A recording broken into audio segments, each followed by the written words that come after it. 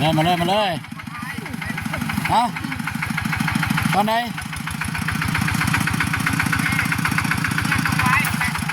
มาเลยไปน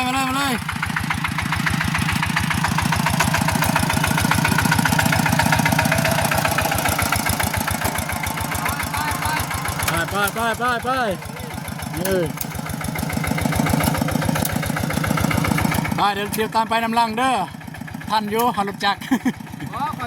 โอ้ไอ้นุ่งขึ้นนั่นเหรอไปเลยสันเย้ขึ้นมาเลยเนาะไปขึ้นเลยเนาะ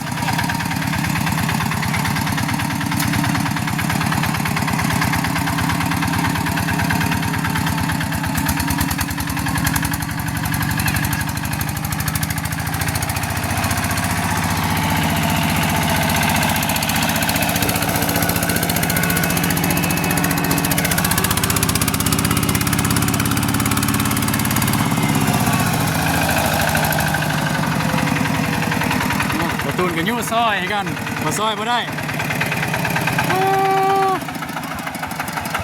โหด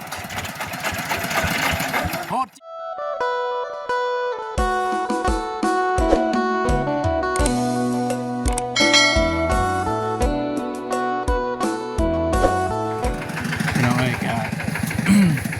มาต่อ EP นี่พี่น้องเนาะก็เป็น EP กันว่าคนไม่แล้วก็ตีนเสาของน้องซาลีไม่เฮือนขั้วกันเนาะ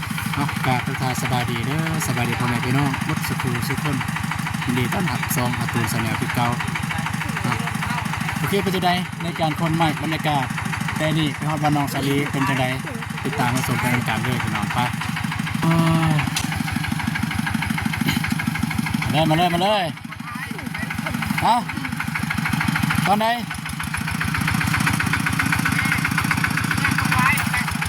มาเลยไปนี่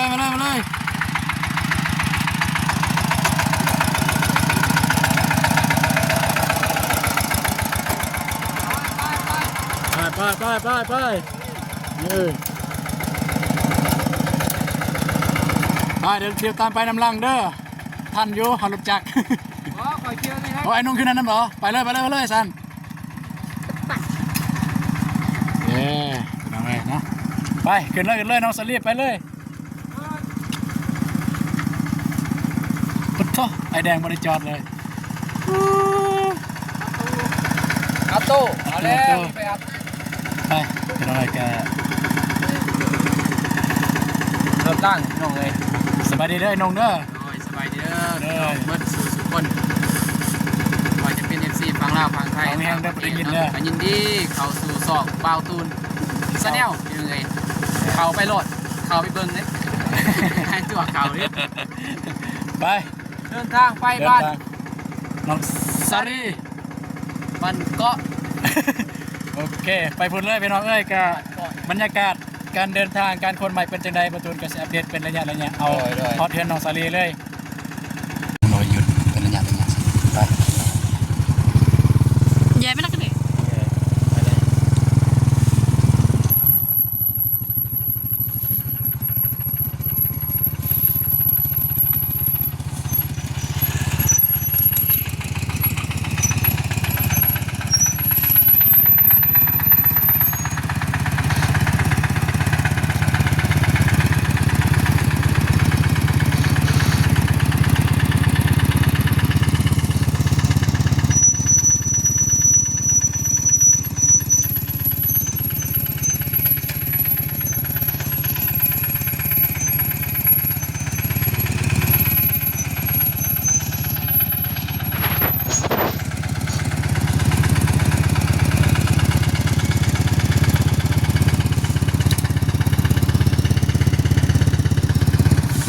ตอนนี้กำลังลงคอยอยู่พี่น้องเลย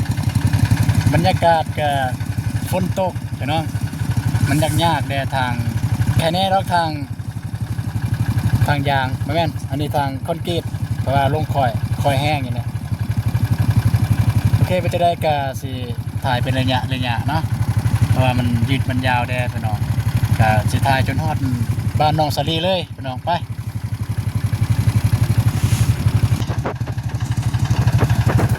ตอนนี้ก็ลงคอยพี่น้องเนาะ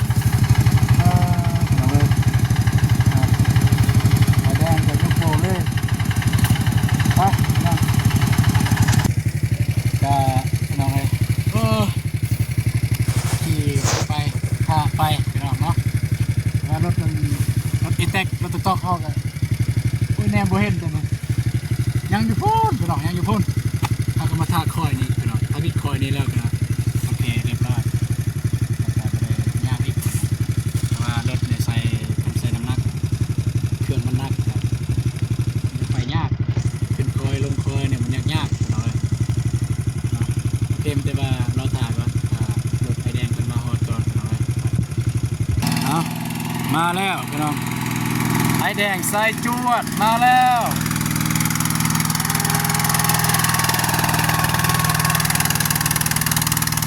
สิได้อยู่กินสิได้อยู่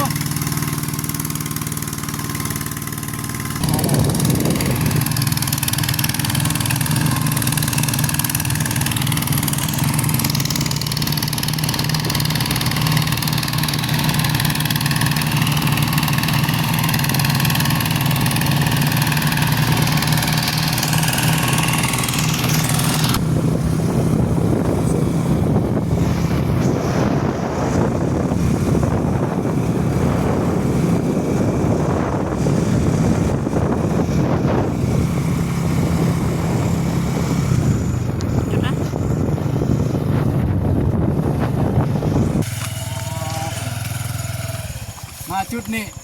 อย่ามาเป็นหินเตียงวิวงามพุ่นไปแต่พุ่นมันดักจึงเมืองดักจึงกระลึมแต่พุ่นกระลึมอันนี้มันดักจึงแต่เกได้ดักจึงหน่อยอันนี้มัน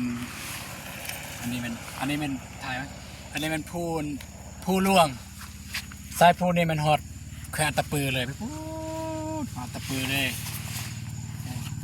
ประมาณนี้ไปน้องไปเบิ่งรถท่าน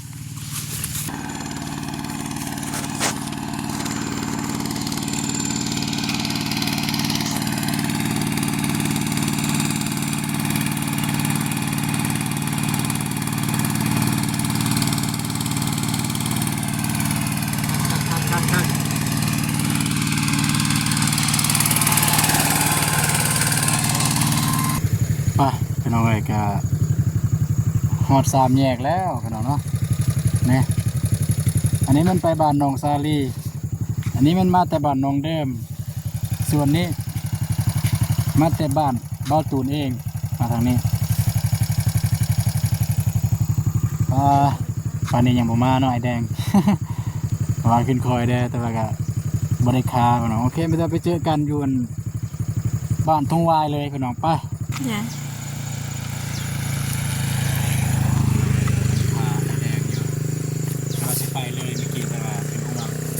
เพราะว่าลงคอยเนี่ยมันจะคอยแห้งเป็นห่วงเราผู้เดียวจะมาสุดท้ายเราจะไปนำกันหอดคนโอเคจะมาเรามาหอดแล้ว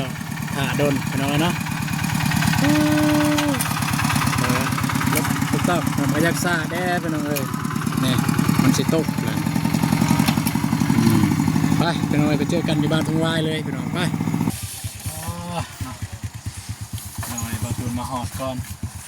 นำหน้ามาก่อนเลยบอตูนมาหอดเพื่อนน้องซาลีแล้ว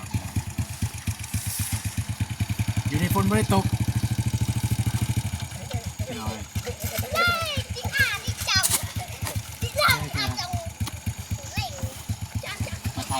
รถไอ้บาวแดงก่อนรถไอ้สางแดงก่อนเอาแวนลงเรียบร้อยกันจะ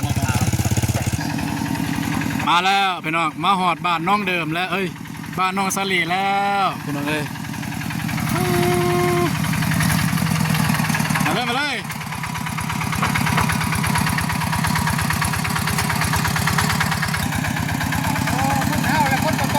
งานสิขึ้นได้เลยบ่ได้ถ้าเบิ่งน้ำการพี่น้องเอ้ย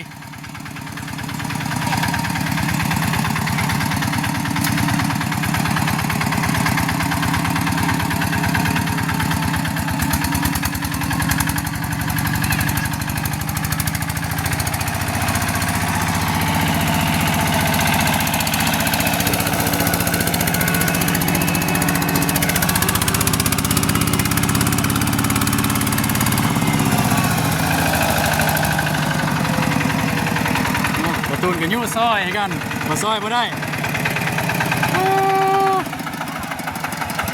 โหดโหดจริงๆโหดจริงๆเป็นจะได้คุณรู้สึกเมื่อยบ่ขับรถ เมื่อยเลยมัดมือเลย แห่งนั่งแบบนี้เนาะ โดย รถไอแดงไปหน่อยไป ขับสิรถ คนลงเลยเปล่ารถเนี่ยนี่คนลงเลยเปล่า ลงเลย มาพี่น้องเนาะ ลงเลย โอ้ยสำเร็จเรียบร้อยแล้วเพิ่นเฮ็ด เดี๋ยวนี้บ่ เฮ็ดนั่นกันมันบ่งามแล้วไป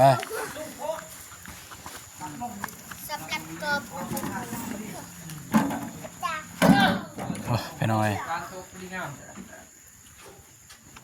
ไอแดงเฮาเทแล้ว งามนี่ เทตีนแล้ว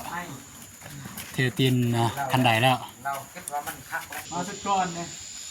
เย้ติง กล้ งา อง น มันจะได้ตายแล้ว พูดแล้วก็เป็น บ่ได้จับสั่นพี่น้อง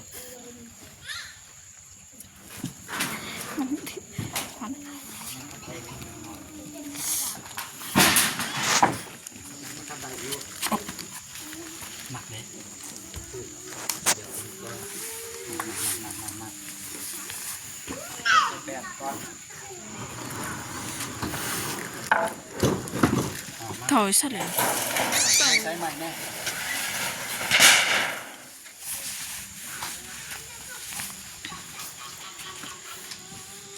ขับกำลังเลยสุดกบ ออกเด้อออกเด้อออกเด้อออกเด้อ สเลยก็ต้องเอาอย่างสัดเอ็ดเลย ใช่ เอากู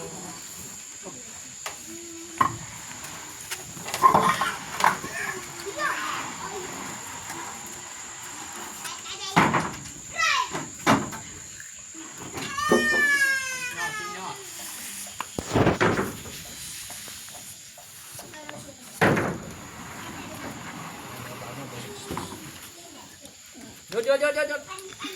กูยิงกูยางย้อน ลูกย้อนเด้แต่ว่าไม่เที่ยวแล้วบ่ย้อนไปยาที่บ่เอาครัวแล้ว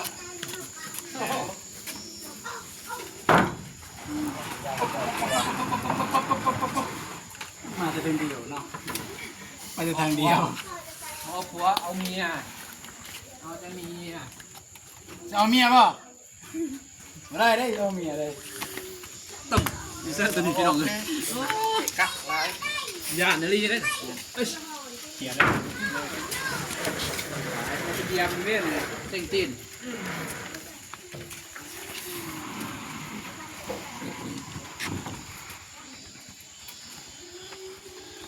เอาไว้ยืดลุ่มกระไดเลยซอยออกแป๊บนึง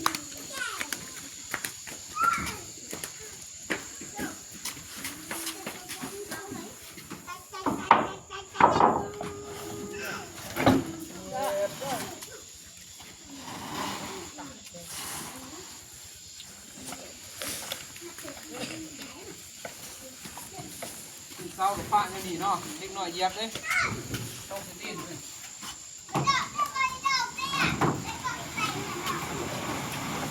แต่นี่แต่ขี่ไก่แต่ใส่แดงอ้าวไม่แดงมีแต่ขี่ไก่ขี่ไก่ขี่แบะมันก็คือไม่ดีๆเอาไปให้พี่น้องไม่กี่ไรไม่กี่ไรเฮ็ดเองกินเพื่อนเองสากเด้โอ้ก็ต้องจักสากได้สาก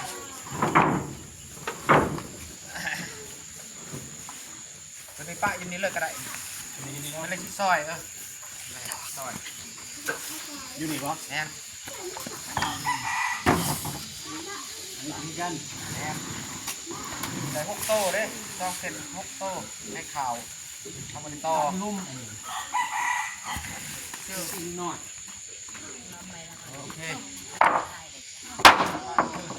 ไปอีกหน่อยมันอีกได้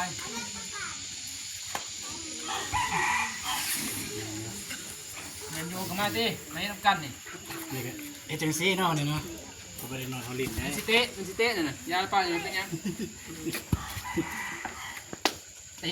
เตะเล็กดีดิเสื้อไผ่น่ะเสื้อบาโก้บ่ แม่นแล้ว เสื้อบาโก้เสื้อบาโก้ โอเคพี่น้องเอ้ยโอ้ขอบใจหลายเด้อ เด้อ ขอบใจหลาย ก็เป็นที่ฮิปฮอปพี่น้องเนาะก็คนใหม่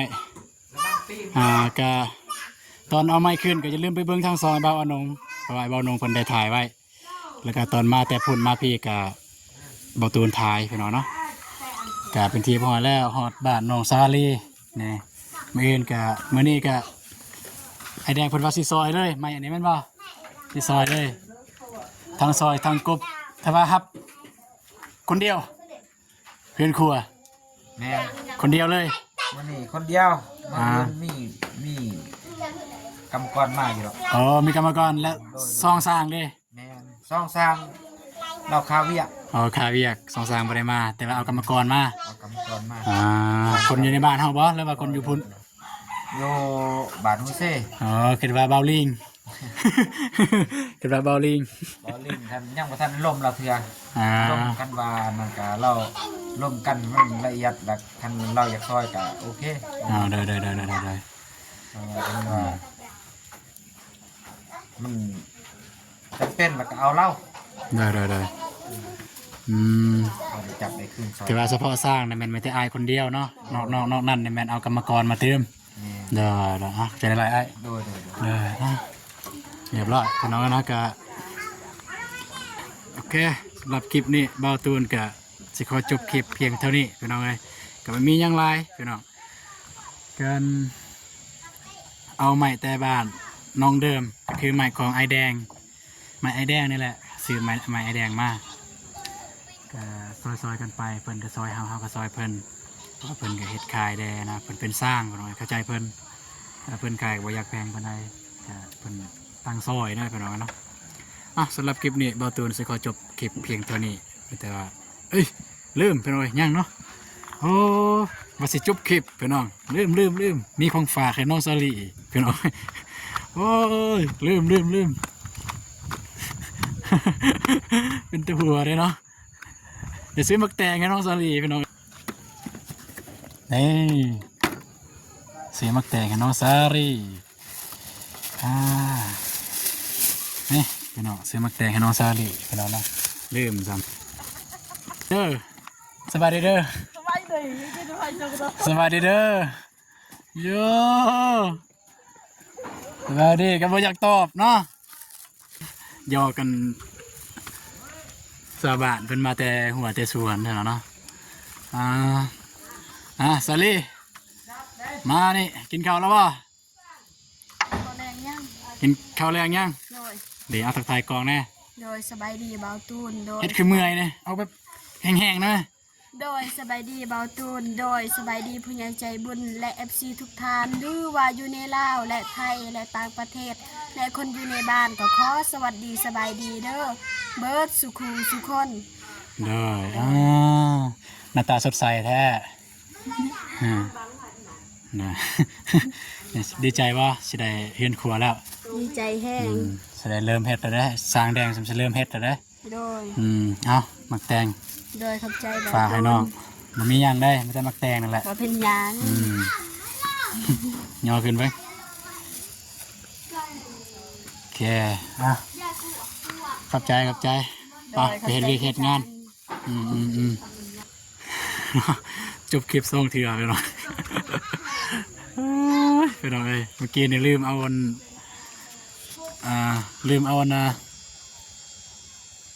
มักแตงให้น้องซาลีโอเคก็คลิปนี้บาตูนจะจบคลิปเพียงเท่านี้แต่ว่าเจอกันในคลิปต่อไปคลิปนี้ขอกล่าวคำว่า